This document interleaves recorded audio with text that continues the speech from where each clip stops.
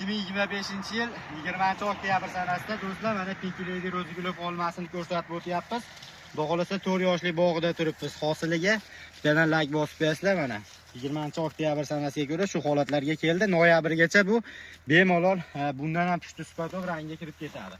Eksport bog' hamda eksportdan ham ko'ra o'zimiz ichki bozorlarda ham buni bozori juda chaqqon, chunki mazasiga keladigan bo'lsak, mazasi juda ham shirin olmalardan biri. Mana do'stlar. Holati yaxshi. Buni patboyi M6 da bo'lgan.